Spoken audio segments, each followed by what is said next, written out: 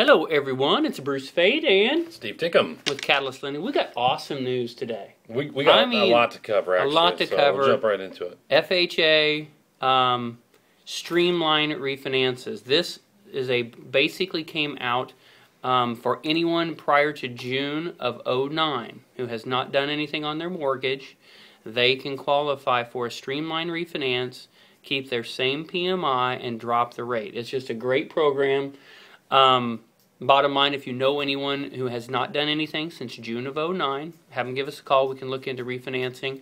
Also, just yesterday, they came up with they were going to come into July 1st with a new collection policy on FHA loans. Actually, a bad policy. Well, yeah. It was a bad policy, but it was coming into effect starting in July 1st. And anyway, the bottom line, it is no longer, which is great news. This is the one where if you had over $1,000 in collections, they wouldn't be able to get a loan. Basically, weren't going to be able to get a loan. Now, these are anything from medical and, well, you guys don't need to know because it doesn't matter anymore. But anyway, it was going to limit the amount of people who would qualify for a home loan. So that's the great news. No, I mean, it was going to be bad news. I mean, it was going to be really bad news. But anyway, also interest rates. The FHA, literally what, 3% on a 15-year FHA.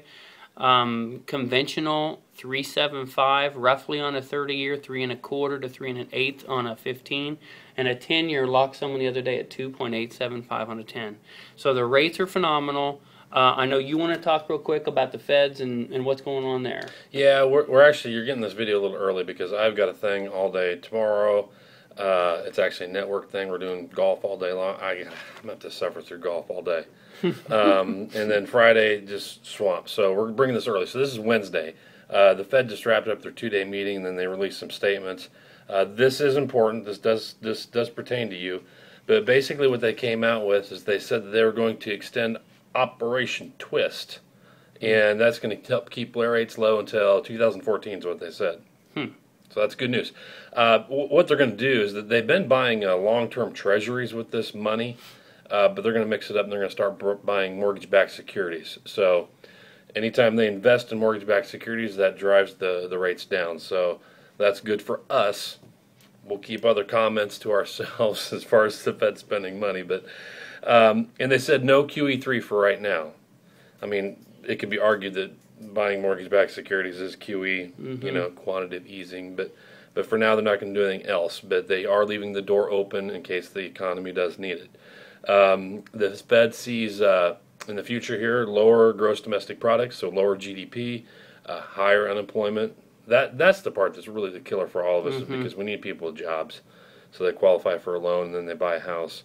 But lower inflation, and that's due to the fact that gas prices are down. Energy costs are down. That is good news, actually, lower inflation. Yeah. Thought that was going to be up. And they still see housing as being depressed, and that's the one of the leading causes for a sluggish economy right now, that and the no jobs. On another note, just saw this the other day, and it's very interesting, but Edina Realty out of Minnesota, they're the largest realtor. It's like locally here, Reese Nichols, Keller Williams, big here in this market. Edina Realty is huge up in Minnesota, North Dakota, South Dakota, and Wisconsin. The largest realtor up there. They just quit advertising on Zillow.com, Trulia.com, and Realtor.com because they finally woke up to the idea that what's happening is they are capturing leads from that. So if you're listing your home on there, what's happening is they're taking your information and turning around and selling it to other realtors. So guess what's happening? You're basically funding. Yes, you're a funding source for other realtors to take away your potential clients.